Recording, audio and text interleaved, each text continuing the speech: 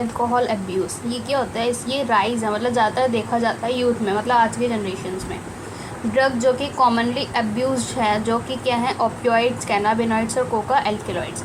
Majority जो कि कहाँ से बनाए जाते हैं, ये बनते हैं फ्लावरिंग प्लांट से और कुछ फंजाई से, और कुछ ओपियोइड्स से बाइंड कर जाते हैं कुछ स्पेसिफिक ओपियोइड्स के रिसेप्टर के साथ, जो कि हमारे सेंट्रल नर्वस सिस्टम और गैस्ट्रो इंटेस्टाइनल ट्रैक्ट में प्रेजेंट होते हैं।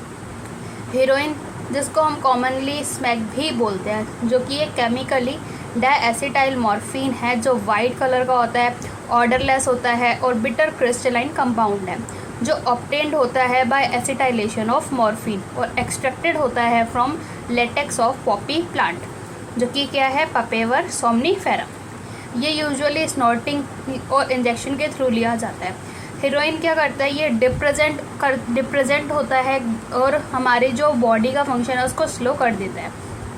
कैनाबिनॉइड्स क्या होते हैं, ग्रुप ऑफ केमिकल्स जो इंटैक्ट होते हैं कैनाबिनॉइड के रिसेप्टर के साथ, जो कि हमारे प्रेजेंट होते हैं ब्रेन में, और जो नेचुरल कैनाबिनॉइड्स हैं वो हमारे ऑब्टेन्ड होते हैं फ्लावर प्लांट के इन्फ्लोरेसेंस से, जो कि है कैनाबिस सटाइवा, और फ्लावर के टॉप्स से, लीव्स से, और रेजिन्स ऑफ कैनाबिस सटाइवा, जो कि यूज होता है कई सारे कॉम्बिनेशंस में टू प्रोड्यूस मैरिजुआना, हशीश, चरस और गांजा।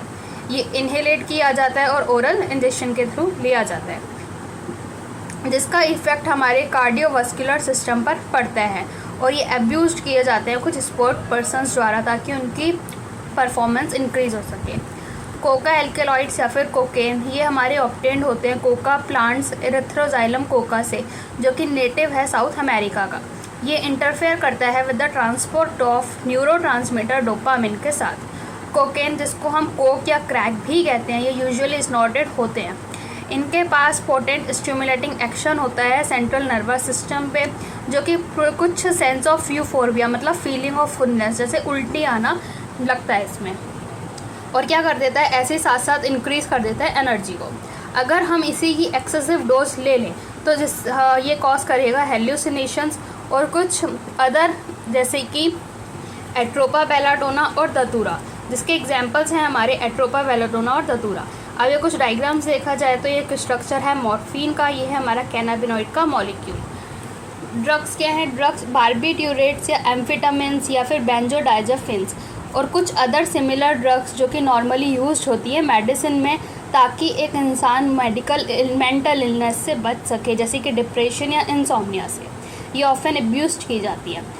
मॉर्फिन, जो कि एक इफ़ेक्टिव सेडेटिव है और एक पेन किलर का काम करती है उन पेशेंट्स के लिए जो जिनकी सर्जरी हुई होती है।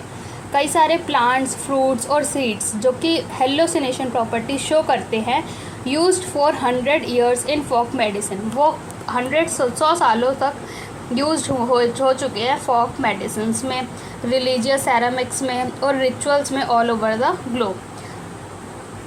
When these are taken for the purpose other than medicinal use, अगर हम इसको मेडिसिनल यूज़ के अलावा किसी और पर्पज़ के लिए लेने लग जाए या इन अमाउंट या फिर फ्रीक्वेंसी, तो ये इम्पेयर कर देता है किसी एक की फिजिकल, फिजियोलॉजिकल या साइकोलॉजिकल फंक्शंस को।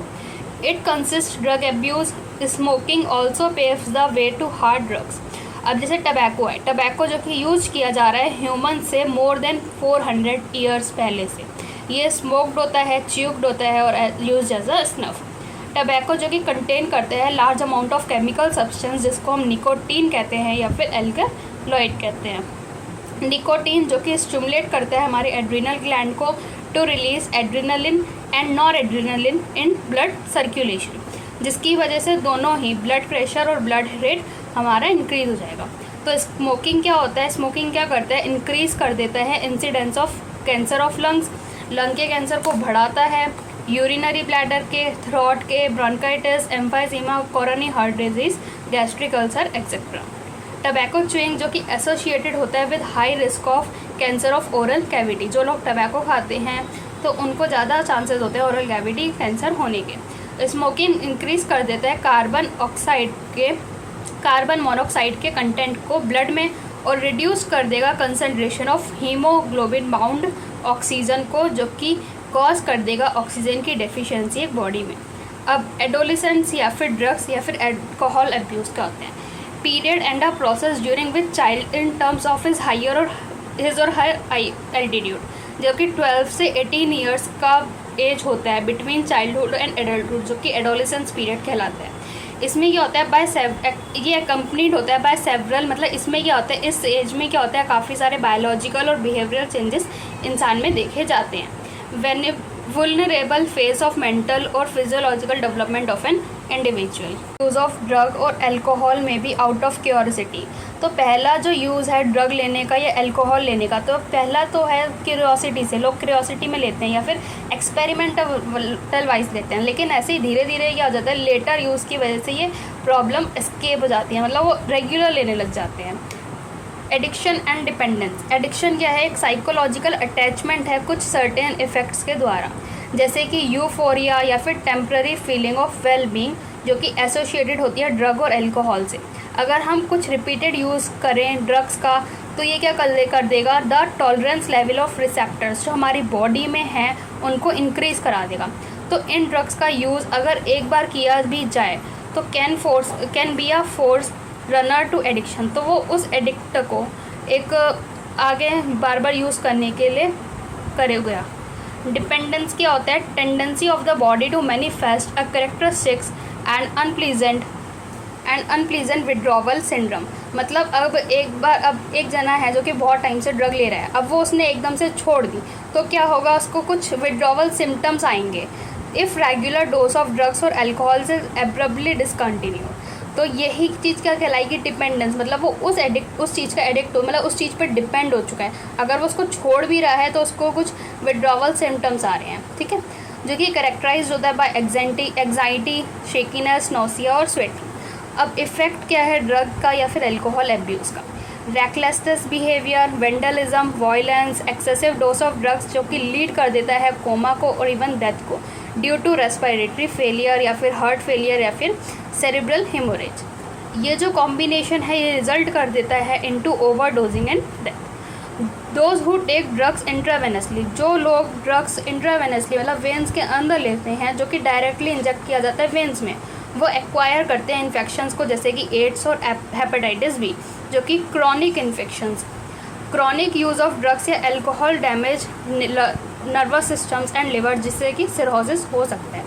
अब use of drugs during pregnancy के दौरान भी अगर ड्रग्स लिए जाते हैं तो ये फोइटस को अफेक्ट करता है। दूसरा मिसयूज़ देखा जाए तो स्पोर्ट्स पर्सन अपनी परफॉर्मेंस को इन्हेंस करने के लिए भी करते हैं। तो ये जो मिसयूज़ है नार्कोटिक्स, एनाल्जेसिक्स का, एनाबॉलिक स्टेरॉइड्स का, डायूरेटिक्स का और कुछ सर्टेन हार्मोन्स का, ये इंक्रीज़ कर देता है मस्कुलर स्ट्रेंथ को and bulk and due to promote aggressiveness and increase athletic performance.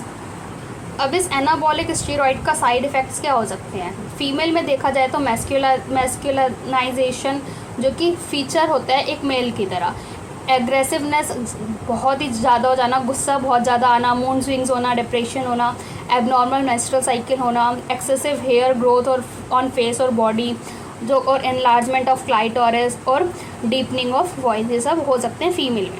और मेल्स में देखा जाए तो मेल्स में क्या होता है, एक्ने हो जाते हैं, इंक्रीज एग्रेसिवनेस मतलब गुस्सा बढ़ना, मूड स्विंग्स होना, डिप्रेशन होना, reduce size of testicles, sperm के प्रोडक्शन में कम हो जाना, production of kidney and liver dysfunction हो जाना, ब्रेस्ट का इनलार्जमेंट हो जाना और प्री मैच्योर बाल्डनेस मतलब मैच्योर होने से पहले ही बाल झड़ जाना और इनलार्जमेंट ऑफ प्रोस्टेट ग्लैंड। दो दिस अफेक्ट में भी परमानेंट विथ प्रोलॉन्ग्ड यूज़, अगर ये बहुत टाइम तक यूज़ करे जाएंगे स्टेरॉइड्स तो ये इफेक्ट्स परमानेंट भी हो सकते हैं। अब एक एडोलिसेंट में जो कि मेल है या फीमेल है, ये severe facial and body acne हो सकता है, premature closure of growth centres of long bones जो कि रिजल्ट करते हैं स्टंटेड ग्रोथ में। अब इसके कुछ प्रिवेंशन क्या है या कंट्रोल क्या है? Avoid under peer pressure, education and counselling के थ्रू प्रिवेंशन हो सकता है। Seeking help from parents and peers, looking for danger sign, seeking professional या मेडिकल हेल्प।